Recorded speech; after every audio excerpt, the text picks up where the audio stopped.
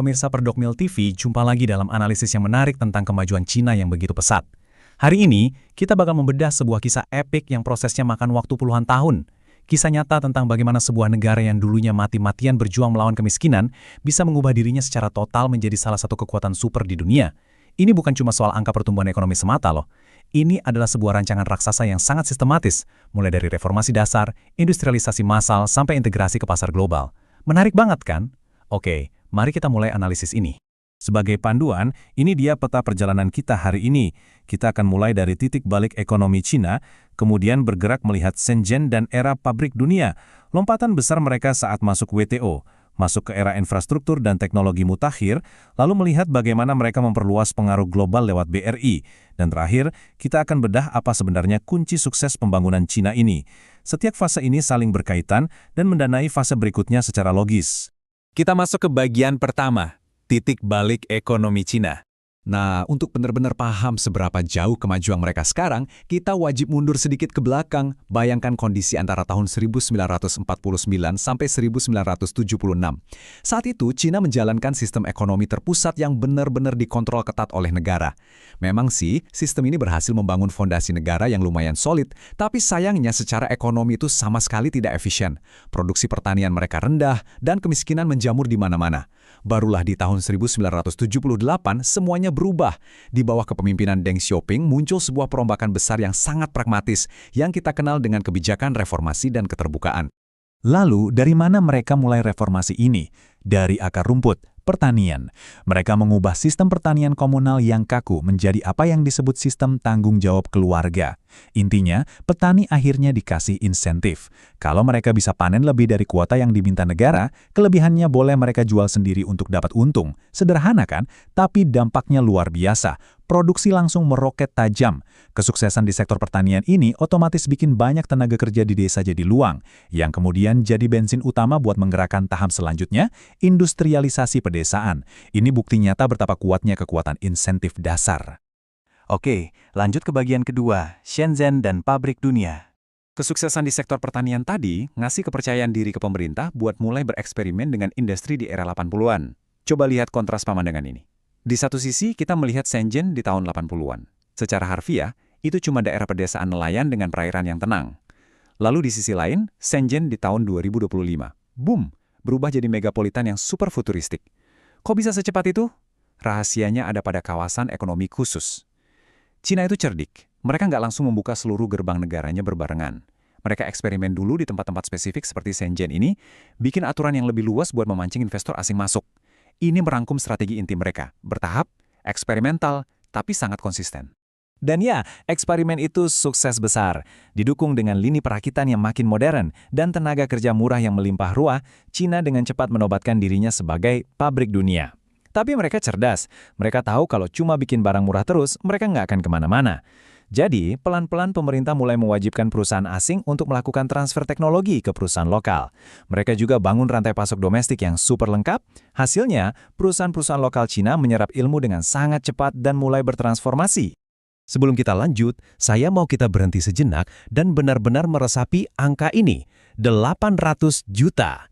Menurut data Bank Dunia, ekonomi Cina itu tumbuh rata-rata lebih dari 9% per tahun selama beberapa dekade. Dan pertumbuhan luar biasa itu berhasil mengangkat hampir 800 juta manusia keluar dari jurang kemiskinan ekstrim. Untuk ngasih sedikit perspektif, angka ini menyumbang lebih dari 75% dari total penurunan kemiskinan ekstrim di seluruh dunia pada periode tersebut. Benar-benar pencapaian sejarah yang luar biasa, dan itu semua berawal dari kebijakan yang tepat sasaran. Kita masuk ke bagian 3, lompatan melalui masuk WTO. Setelah sukses membangun otot manufaktur di dalam negeri, Cina sekarang butuh arena bermain yang jauh lebih besar, dan tahun 2001 menjadi tonggak sejarah yang epik buat mereka. Masuknya Cina ke Organisasi Perdagangan Dunia, atau WTO, itu ibarat membuka pintu bendungan air. Mereka tiba-tiba punya akses tanpa batas ke pasar global. Bisa ditebak, ekspor mereka melesat tajam, dan cadangan devisa negara menumpuk gila-gilaan. Momentum ini mengunci status Cina secara permanen sebagai pusat manufaktur nomor 1 di bumi. Mereka bukan lagi sekedar negara yang lagi uji coba kebijakan. Mereka sah jadi pemain paling sentral dalam arus globalisasi. Selanjutnya, bagian 4, era infrastruktur dan teknologi. Nah, pertanyaannya sekarang, duit hasil ekspor gila-gilaan itu dipakai buat apa? Jawabannya, dipompa habis-habisan kembali ke dalam negeri. Jaringan kereta cepat adalah salah satu simbol paling nyata dari ambisi besar ini. Cina membangun ribuan kilometer jalan tol, pelabuhan raksasa, dan jaringan rel kereta cepat dalam skala dan kecepatan yang belum pernah dilihat sejarah umat manusia. Kenapa ini krusial banget? Karena infrastruktur ini membabat habis biaya logistik dan yang paling penting, menyambungkan kota-kota kaya di pesisir dengan daerah-daerah yang lebih tertinggal di pedalaman. Ini menciptakan satu pasar domestik raksasa yang sangat menyatu dan super efisien.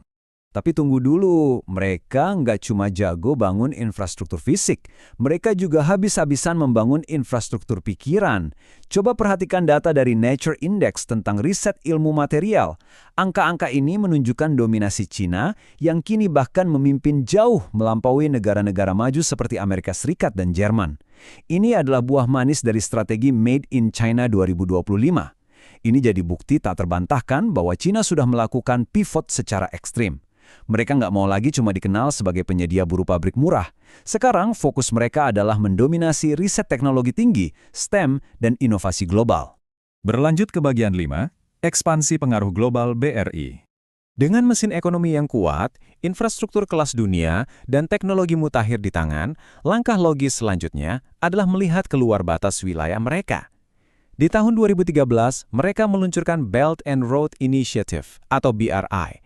Lewat inisiatif raksasa ini, Cina pada dasarnya mengekspor kemampuan mereka membangun infrastruktur ke seluruh dunia. Mereka membangun pelabuhan, jalan raya, dan jalur kereta dari Asia, Afrika, melintasi Eropa, sampai ke Amerika Latin. Kita harus paham bahwa ini bukan sekedar proyek ekonomi biasa. Ini adalah langkah geopolitik yang super berlian. Tujuannya untuk membuka pasar-pasar baru, mengamankan jalur pasukan energi global mereka, dan jelas memperluas jangkauan diplomasi Cina di atas panggung internasional. Dan akhirnya kita tiba di bagian 6, kunci sukses pembangunan Cina. Jadi setelah membedah perjalanan luar biasa selama 70 tahun ini, apa sebenarnya resep rahasia mereka? Kalau kita rangkum, intinya ada di keseimbangan yang sangat pragmatis. Cina memiliki negara yang otoritasnya sangat kuat untuk menentukan visi dan arah jangka panjang. Tapi di saat yang bersamaan, mereka cukup pintar untuk ngasih ruang yang luas buat mekanisme pasar dan swasta berinovasi. Semuanya dimulai dari reformasi yang bertahap, industrialisasi yang berorientasi ekspor didukung infrastruktur domestik yang masif, dan puncaknya, integrasi tanpa ragu ke dalam ekonomi global. Ini adalah racikan unik dari kapitalisme yang disepir oleh negara. Sebagai penutup analisis kita hari ini, saya ingin meninggalkan Anda dengan satu pemikiran yang cukup memancing diskusi. Kalau kita melihat model kapitalisme arahan negara yang unik dan pragmatis ala Cina ini, mungkinkah model ini sukses ditiru oleh negara-negara berkembang lainnya saat ini? Atau jangan-jangan ini adalah formula eksklusif yang cuma bisa terwujud karena kondisi sejarah dan demografi Cina yang sangat spesifik? Ini pertanyaan krusial yang pasti akan terus membayangi arah kebijakan ekonomi global kita di masa depan. Terima kasih banyak sudah menemani saya dalam eksplorasi yang mendalam ini. Teruslah kritis, teruslah belajar, dan sampai jumpa di analisis kita berikutnya.